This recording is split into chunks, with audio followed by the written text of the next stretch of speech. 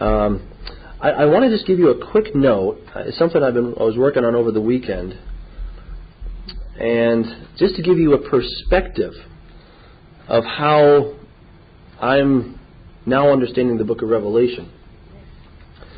I don't see it as a strict chronology. I see it as a pretty loose chronology. And I really see it as a series of visions. John is telling us the visions that he has. And whenever it says the word then I saw, really the word in Greek is and. So he's not saying, then this, and then this, and then this. He's saying, I saw this, and I saw this, and I saw this. And then he interjects something that seems to even break the flow. For example, maybe chapter 7, that's debatable, but chapter 10 for sure is a break. Here, eat this book. Okay. And then chapter 11, you've got the two witnesses suddenly. Chapter 12, you've got this great sign in heaven, Satan and the stars and Mary and all this stuff, or Israel, I should say. And then you've got chapter 13 about the beast coming out of the water. Chapter 14, you've got the Lamb sit on there on Mount Zion with the 144,000 and et cetera, et cetera. And then finally back in chapter 16, we get back into the action. Wow. And then 17 and 18 is a break. Hold on, stop the show. Now we're going to look at here. The angel says, here, I'll show you the great harlot who sits on many waters. You want to check her out? Come here. And, I'll show you the judgment that's coming to her. So you've got this basic chronology, and then you have mixed in it, you've got I got to stand for the microphone. You've got these like microscopic views. We're looking at, here we are at 20,000 feet, and then we're zooming in. Here, check this out, says the angel. And you go in, you dive, and you look really closely at the details, and then we're back out here again. Now, part of the challenge. Let me just draw this on the board. Well, anyway, you've got that. So you have the seals, and you've got the trumpets, and then you've got the bowls. And what appears to be happening, if this is the entire length of the tribulation, what appears to be happening is you've got these seals, and then we get to somewhere the trumpets appear to start maybe somewhere in here, and then the bowls seem to be something like that. So that by the time you get to these two and these over here, we're both at the same spot, and it's the same spot as 6 and 7 of the seals. Now, can I prove that? I hope so. I'll let you decide, okay? So, looking at what I have on the screen there, all I did is I put in this column over here, I've got the seals, I've got the trumpets, and the bowls. And I'm not saying it's a one-for-one correlation all the time. I'm observing. I'm observing the text. And I'm trying to understand it, okay? That's what I'm doing. So, it gets interesting. If you look at the second trumpet and the second bowl, you see the sea is involved. You got blood, and the living creatures died. And then, of course, back there in the trumpet, which comes first, you have the sea, blood, and only a third of the living creatures died. That's interesting. Then we go to the third angel sounding the trumpet. You got this great star falling from heaven, burning like a torch. It fell on a third of the rivers and on the springs of water. Then you've got the third angel pour out his bowl on the rivers and the springs of water. And they became blood. The fourth angel, he blows his trumpet, and a third of the sun is struck. And then the angel that pours out the bowl, he pours it on the sun. That's kind of interesting, isn't it? The fifth angel, he blows his trumpet. A star falls from heaven, and then you have this smoke that comes out of the great furnace, and the sun and the air were darkened. And then on the fifth bowl, it says that he poured out his bowl on the throne of the beast, and his kingdom became full of darkness. Fascinating. Then we get to the biggie. The sixth angel blows his trumpet, and he says, release the 4 angels who are bound at the river Euphrates. The 6th angel pours out his vial on the great river Euphrates. Interesting. And then we get to the 7th, and you have, looking now at the seal as well, I looked when he opened the 6th seal, and behold, there was a great earthquake, and the sun became black as sackcloth of hair, and the moon became as blood, and the stars of heaven fell to the earth, as a fig tree drops its late figs when it is shaken by a mighty wind. Then the sky receded as a scroll when it is rolled up, and every mountain and island was moved out of its place. Now that sounds to me like a one-time event. Because when it says every, that kind of doesn't leave you any opportunities for anything after that. Every means every, you know. In the Greek it says every. Okay. One of those jokes, right? All means all. So every mountain and island was moved out of its place. Think about that for a second. What happened when you had that, when Japan was moved out of its place in that tsunami, that earthquake? That was devastating, wasn't it? And that was just one localized. Here we're talking every island and every mountain. What's the earth going to look like after that? Kind of a rubble heap, isn't it? Yeah, I mean, it's just, it's done. What are you going to say? You're going to say to the mountains, hide us, right? Hide us from the wrath of the Lamb, for his great day of wrath has come. All right, and then it says, if the story picks up in Revelation 8, it says, then the angel took the censer, filled it with fire from the altar, and threw it to the earth, and there were noises, thunderings, lightnings, and an earthquake.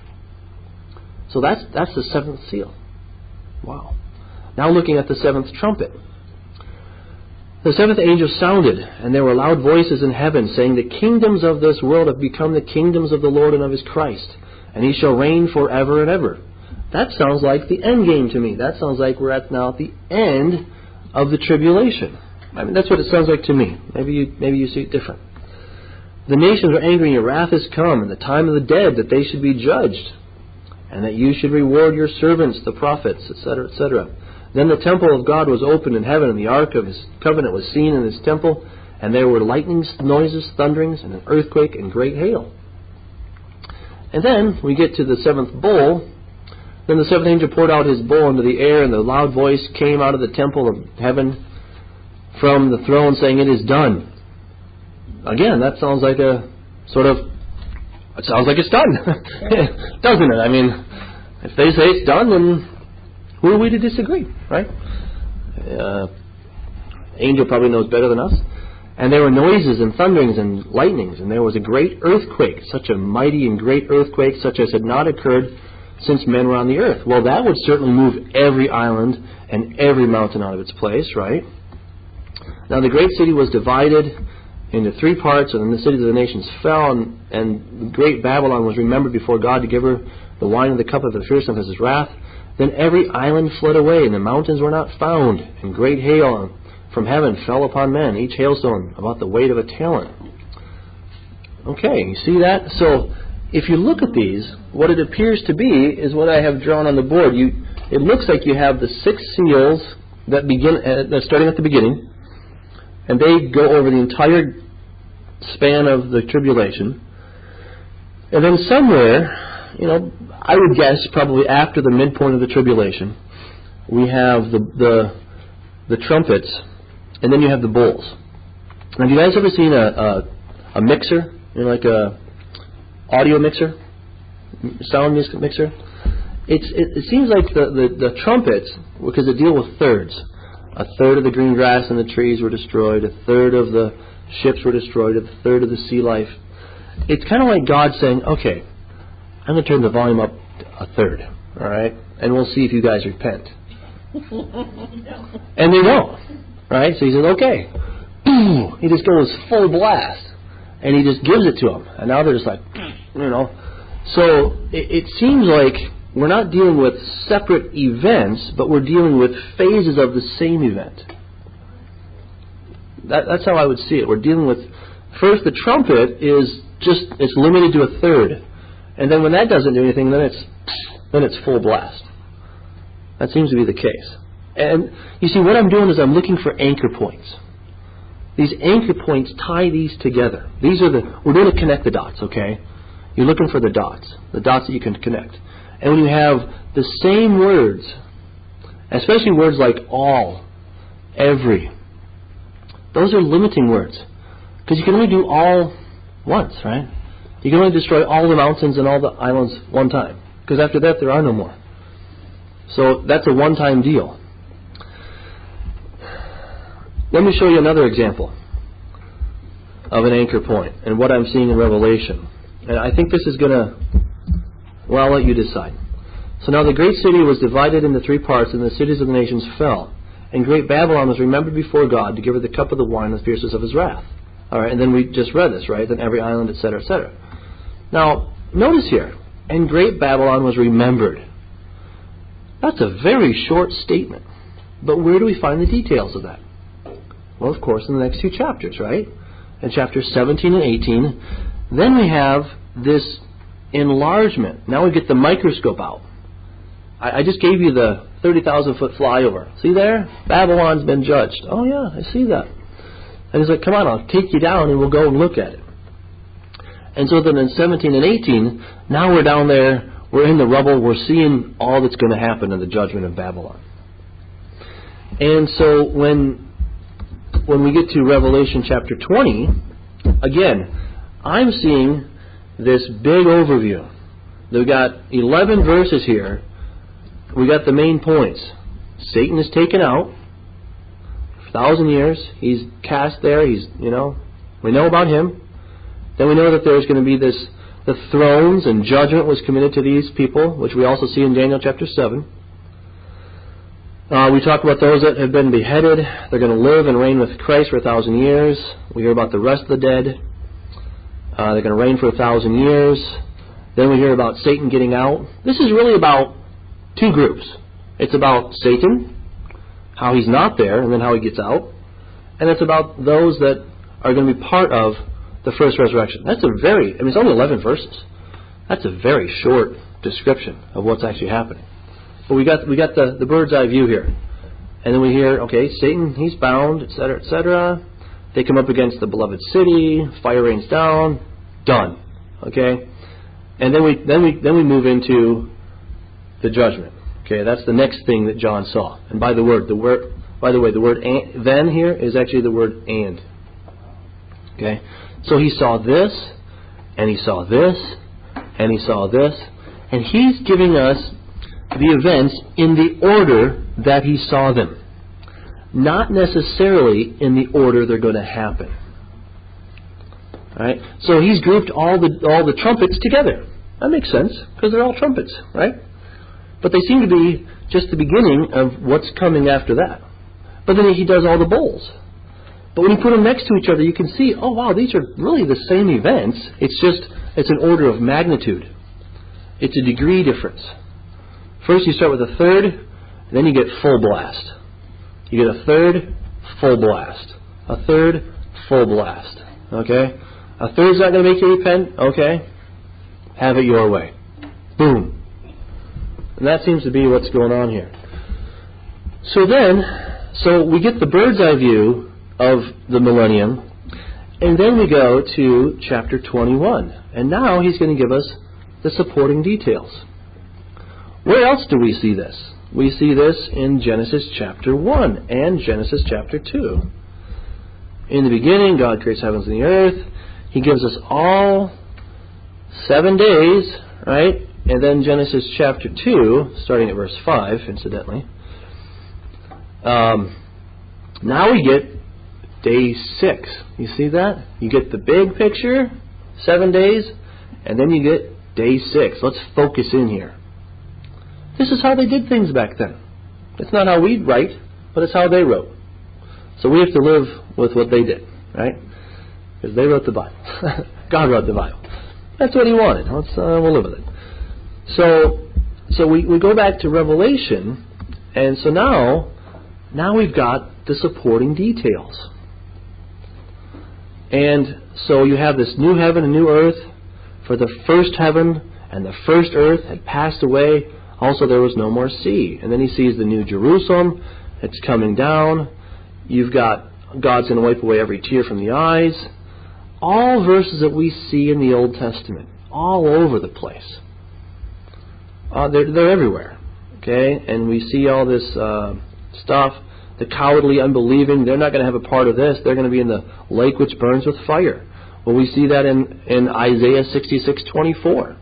They will see the corpses of the men who have transgressed against me, where the worm does not die and the fire is not quenched. Boy, that sounds like hell to me. That's what Jesus said. He used the same language. You see, so look for the anchor points. And a major anchor point, what really opened my eyes was this major anchor point I just couldn't get around. I was like, well, I just don't know how else to resolve these. But this can be part of our debate in the class here. So, Isaiah 65:17, for behold, I create new heavens and a new earth, and the former shall not be remembered or come to mind. Now keep looking. But be glad and rejoice forever in what I create. For behold, I create Jerusalem as a rejoicing, and her people with joy. Does anybody know if Tony started the recording? I think he did. Okay, I just want to check. It'd be a bummer to miss this, for posterity. Okay.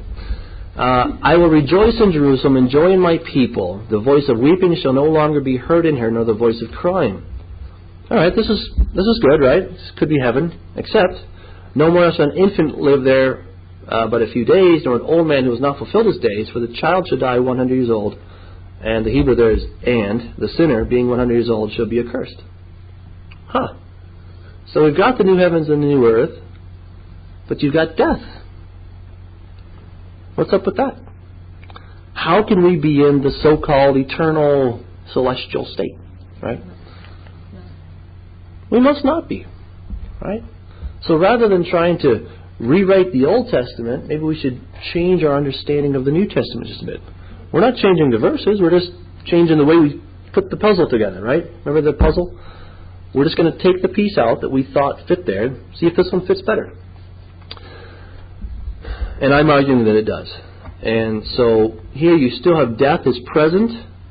I mean, look at, they're building houses, they're going to plant vineyards. This sounds like Millennium kind of stuff, doesn't it? I mean, this is not up and away up yonder in heaven and all that jazz, This isn't in the city. This is not in the New Jerusalem. This is apparently outside of the New Jerusalem. These are mortals. These people can still die if they don't, live right. If they become a sinner, they're going to die at 100. Imagine that. But still, they die. So if there's death, then we must not be in the New Jerusalem. But we've already seen that the new heavens and new earth were created. Okay, so there's something to that. We have to put these together. We can't just ignore this verse. Now, we looked at some of the commentaries. One of the commentators said, well, these guys were confused. They were confused? Okay, let's say that they were. Was God confused?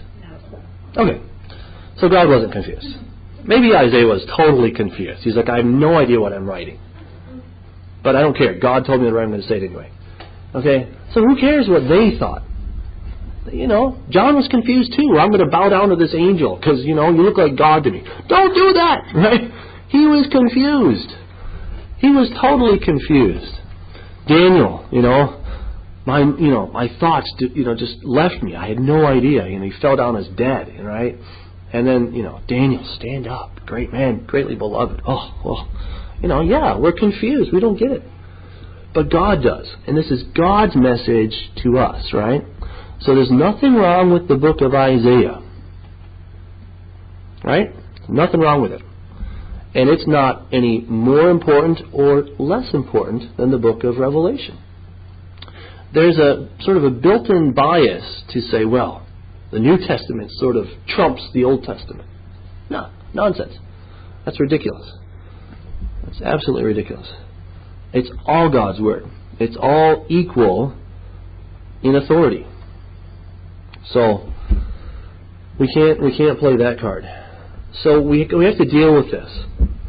Now it's in the present tense. Maybe there's a clue to that. We got to think about that. Maybe this is more of a process than an event. Okay, that's possible. I'm cool with that. my goal is to find out what's really going to happen.